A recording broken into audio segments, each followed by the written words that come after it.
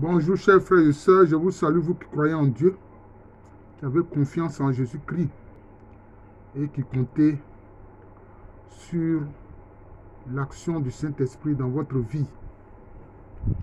Alors, nous poursuivons ici et maintenant sur cette chaîne YouTube, Jean de l'amour de Jésus, la série sur l'ouvrage de Jean Guiton et Jean-Jacques Antier, intitulé « Christ soit avec toi ».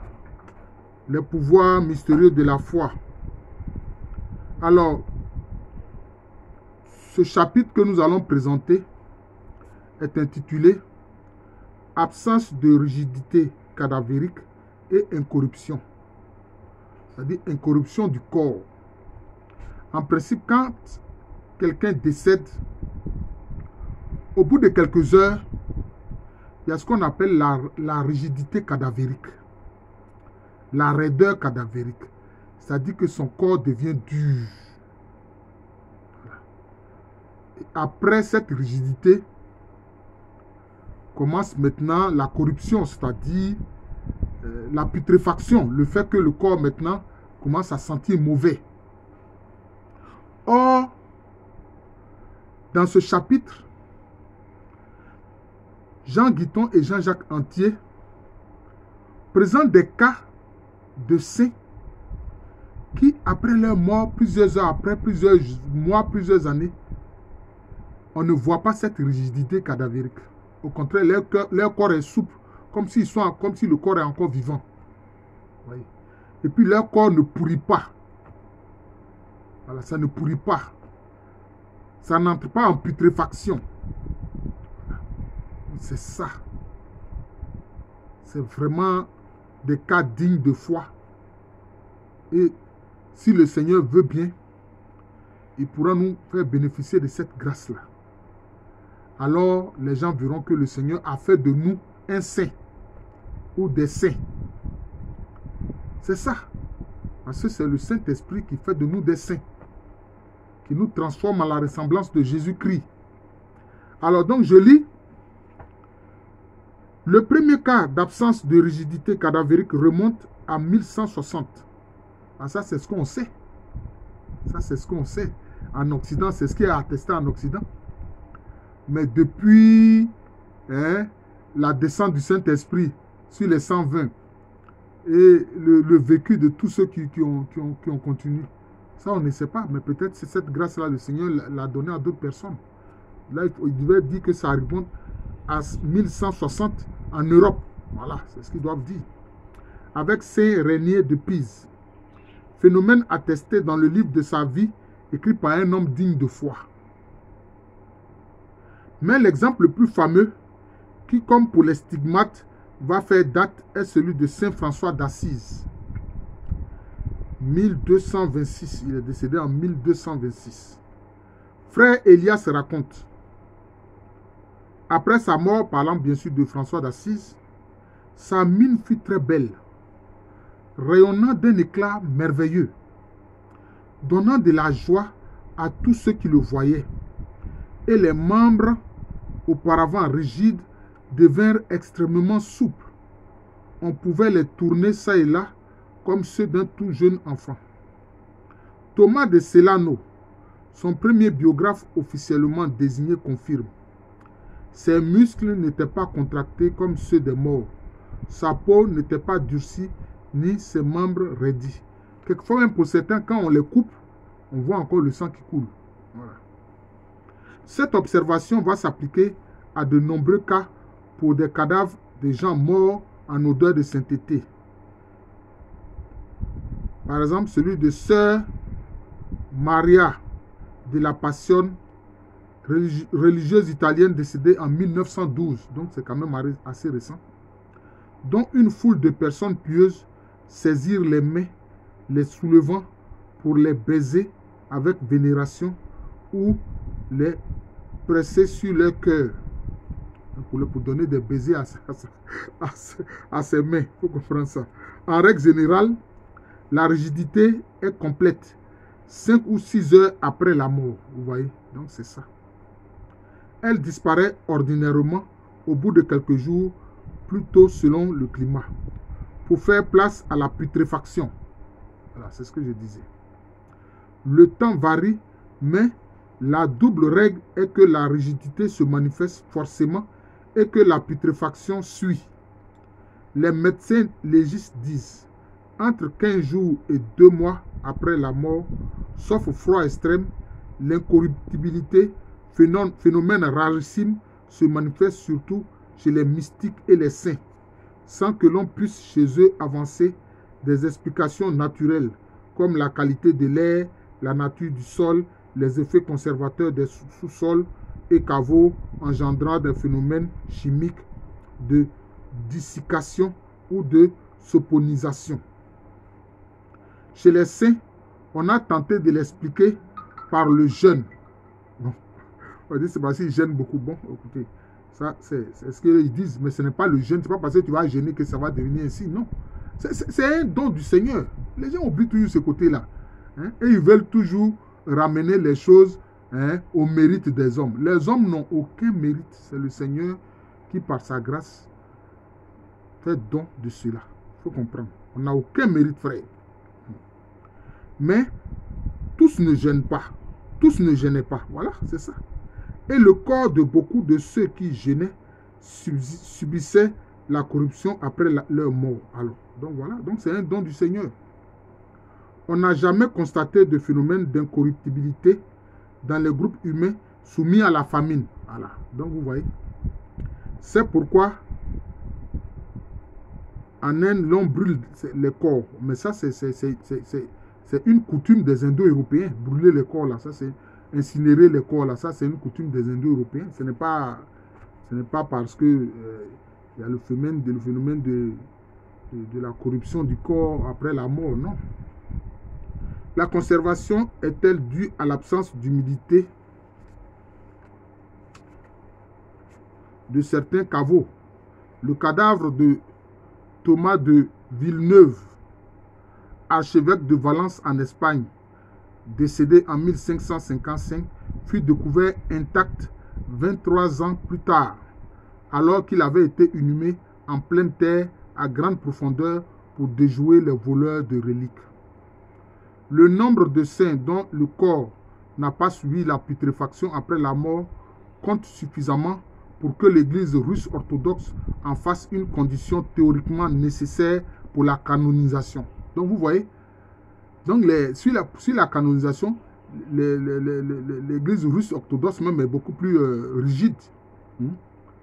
Parce que pour eux, il faut que ton corps ne se corrompt pas après la mort pour qu'on dise que ce soit un signe de sainteté. Vous voyez, c'est ça. L'Église catholique, sans en faire une obligation, y attache aussi une importance. Bien que de nombreux saints retrouvés intacts des années après leur mort n'aient pas à l'évidence été canonisés pour cela. Bon, vous voyez.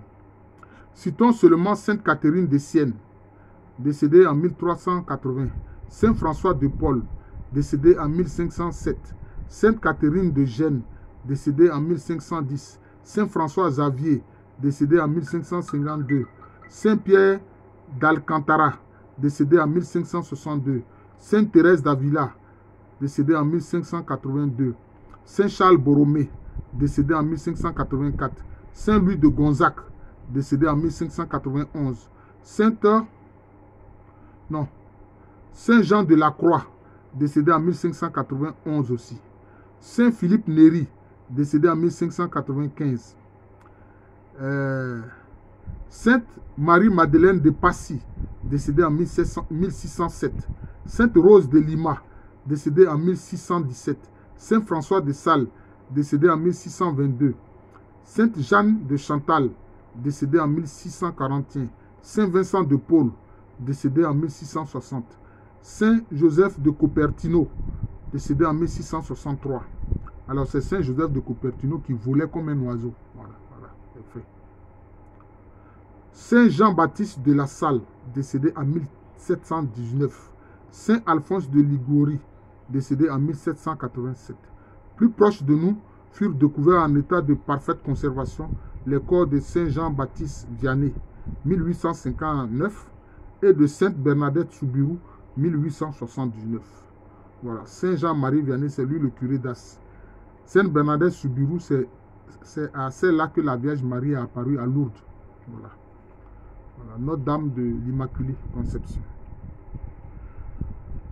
Le cas le plus étrange est celui de Saint Jean de la Croix, le plus mystique de nos saints. Son corps fut trouvé incorrompu et odorant 9 mois après sa mort. Son sang coula des doigts coupés et ce corps, bien que recouvert de chaux vives, était toujours intact en 1859. Vous voyez, donc c'est ça. C'est ce que je disais. Voilà. Quelquefois même on les coupe, le sang coule encore. Alors qu'ils sont morts depuis plusieurs années. Parfois, c'est seulement le cœur qui est conservé, frais et entier, comme celui de Sainte Brigitte de Suède, décédée en 1373, ou la langue telle que celle de Saint Antoine de Padoue, découverte rouge, souple et entière, le reste du corps étant tombé en poussière. Elle fut conservée intacte 400 ans dans un reliquaire. Y a-t-il un lien de cause à effet, comme avec la découverte similaire après 382 ans de la langue, entière, intacte, douce et flexible, de Saint Jean Népomucène, les noms assez compliqués, mort martyr pour avoir gardé le secret de la confession. Parfois encore, c'est la main avec Saint Étienne de Hongrie et le roi Oswald d'Angleterre. Phénomène plus rare, on a aussi constaté l'incorruptibilité lorsque la ferveur populaire exige des autorités religieuses le maintien de l'exposition à l'air du corps de saints personnages bien au-delà de la période ordinairement fixée.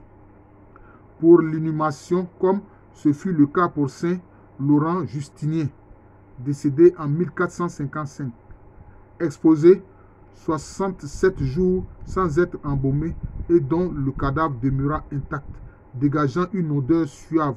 La corruption naturelle est-elle aussi regardée par la dévotion des fidèles en vertu du principe selon lequel, nous le disions, l'observateur influence le phénomène qu'il observe. Bon, là il parle un peu d'une loi de la physique quantique, de la mécanique quantique. Quand on regarde la personne, elle existe. Mais de là à penser que ce sont les observateurs qui font qu'il n'y a pas corruption de son corps et que son corps dégage un doux parfum, ça je ne crois pas. Je ne pense pas. Voilà. Peut-on citer au moins un cas incontestable d'autopsie pratiquée sur le corps exhumé d'un mystique incorruptible? Oui, la bienheureuse Marie-Anna Ladroni, qui a vécu de 1565 à 1624. Quelques années après son décès, le cardinal Trézeau, évêque de Malaga, dans le cadre d'une procédure de béatification, demanda l'exhumation et fit cette déposition. Je vis et en fus très étonné. Un corps éteint depuis quelques années, qui n'avait jamais été ouvert et embaumé, et néanmoins parfaitement conservé. Ceci était d'autant plus remarquable que dans le même caveau, d'autres corps avaient suivi la loi commune de la corruption. Voilà, c'est-à-dire que ces corps-là ont pourri. Voilà. Plus d'un siècle après, en 1731, une nouvelle exhumation suivie d'une véritable autopsie fut réalisée à la demande de l'évêché par 11 des meilleurs professeurs de médecine et de chirurgie de Madrid. Ils se livraient non seulement à un examen rigoureux du corps, mais à une dissection intégrale, procédé irrégulier, irrévérent et déplacé. Fulmine le biographe de la Vita qui le racontait cependant, utile pour établir la réalité du miracle. Voilà. Après quoi les médecins firent leur déposition sous serment. Les organes internes, les viscères et les parties charnues sont tout entiers, sains, moites et élastiques. Le liquide qui suinte du corps imprègne tout l'intérieur et toute la substance de la chair. C'est comme aussi le cas de Saint Charbel Maklouf, qui est de l'église maronite du Liban, enterré à Naya. quand il est décédé, il y a une huile qui suintait de son corps, qui a été recueillie. Et le jour anniversaire de son décès, donc on estime de sa montée au ciel, eh bien on met ça dans une lampe et puis on allume et puis la lampe s'allume. Vous voyez, donc c'est ça, des cas comme ça. Voilà, c'est ça. Il exalte un parfum remarquable de tout le corps, filtre un certain fluide gras, une espèce d'essence balsamique, odorante, qui humidifie les organes internes et la peau et qui sature aussi le linceul. Voilà. Je viens de citer le cas de Saint Charbel Maclouf. Mais ici, on continue de parler notamment de cette sainte espagnole qui aussi a vécu le même phénomène. Plus les incisions sont profondes, plus suave est l'odeur dégagée, au point qu'un des chirurgiens ne voulut pas laver plusieurs jours de suite la main avec laquelle il avait manipulé les viscères, de peur de faire évaporer le parfum surnaturel qu'elle avait acquis. Au moins, peut-être que ce médecin-là va avoir la foi. Tu allais toucher un cadavre, un liquide a jailli du corps de ce cadavre, et puis tu as touché, tu vois que ça sent très bon. C'est un parfum qui est fantastique. Tu ne veux plus te laver les mains. Voilà. Souvent, les scientifiques, là, ce sont des incrédules. Il faut des cas comme ça pour qu'ils aient la foi. Oh Seigneur, merci. Merci de convertir les scientifiques, les incrédules, par des miracles. Voilà. Par des signes. Voilà. Saint Jean l'évangéliste aurait dit des signes. La sacrée congrégation des rites admit alors la conservation du corps comme un miracle. L'Église ne reconnaît pas l'incorruptibilité comme preuve de sainteté, alors que dans l'Église orthodoxe russe, il faut forcément cela. Mais la découverte de ces merveilles chez les saints à l'occasion de leur exhumation de nombreuses années après leur mort, en rehaussant encore leur renom, ne manque pas de réveiller la dévotion et la foi des fidèles. Merveille sans doute et peut-être signe. C'est pas peut-être, c'était signe. Mais il y a deux saints qu'il a oublié de citer. Que ces deux auteurs-là, Jean Guiton et puis Jean-Jacques Anthion, ont oublié de citer. C'est Sainte Rita de Cassia. Elle aussi, son corps est conservé jusqu'à aujourd'hui. Et puis aussi, c'est le cas de Saint Padre Pio. Voilà. C'est ça. Lui aussi, son corps est conservé intact jusqu'à aujourd'hui. Il est mort dans les années 1900. Je crois que c'est en 1968 qu'il est décédé. 1968, si je ne me trompe pas. Mais lui aussi, c'est un Padre Pio, son corps est conservé jusqu'à aujourd'hui. Voilà. Je vous remercie. Je suis le frère Jean de l'amour de Jésus et c'est le nom aussi de cette chaîne YouTube de moi. Je vous invite à vous y abonner. Cela vous aidera à consolider votre foi parce que je parle des merveilles de Dieu. Et ici, vous voyez que on parle du corps qui ne pourrit pas, qui ne connaît pas de rigidité. Plusieurs heures ou plusieurs jours après la mort, plusieurs années après la mort. Et aussi qui ne connaît pas de putréfaction. Voilà. Donc, ce sont des phénomènes, donc des signes du Seigneur qui s'opposent à la nature, qui s'opposent à la science. Voilà les faits. Ayons la foi dans le Seigneur, qui est un Père plein de miséricorde, qui est Fils plein de grâce, qui est Esprit Saint plein de communion et de charité. À l'état civil, ici le professeur Aloukwame René. Merci bien et bonne journée à tous.